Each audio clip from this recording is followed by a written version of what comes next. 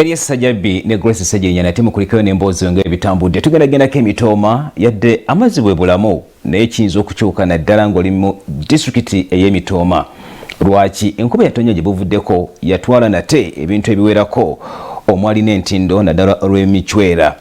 Yadde ebyo nga biriwo ebityo n'ebitoogo nabyo enkuba yabitwala akatobe nate embeera eri ebitundu byeyo.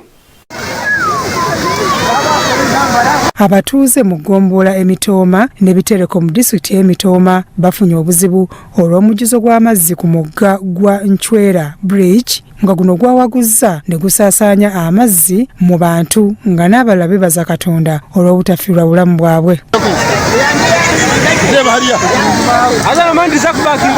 Entindo zino zaali ziyamba abasuubuzi n'abalimi nga batambulirako okuyisaako ebyamaguzi byabwe nga mu kiseera kino engeri amazzi gye goonoonya amakubo tebamanyi kye bazzaako bwe batyo ne basaba gavumenti okubadduukirira.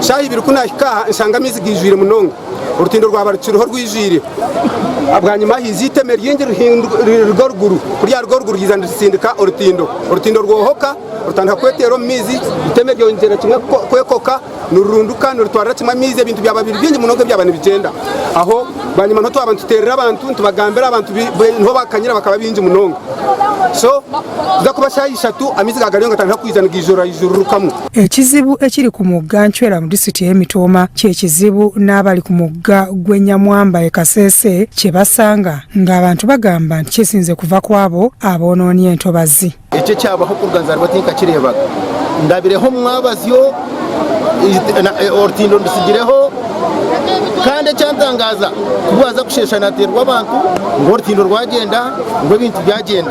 Ebintu bingi byayonooneddwa omwabadde emisiri gy'emmere y'abantu era bano basabye minisitule ey'ebigwa bitalaze okusitukiramu eyambe ku bantu abaakoseddwa.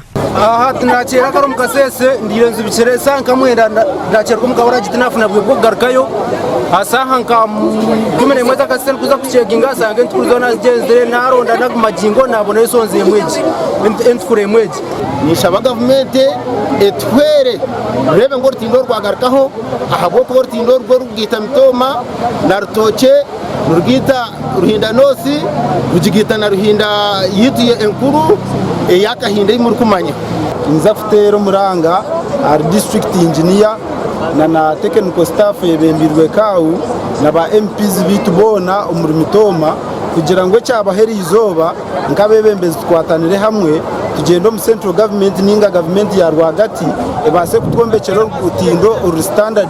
Entindo 3 ezayononese zakolebwa mu gwa 1998 ku mugga guno nga guva Bushenyi ne guyita mu disitulikiti y'Emitoma ne gugatta ku nnyanja ya Edward ne gugendera ddala mu ggwanga lya Democratic Republic of Congo. Ndoru bakarukora umwaka gwa 8 ikiri ndukoraje mbetwiri negwa amizi tukakarabaga ahiguru yaru gatwengarabo.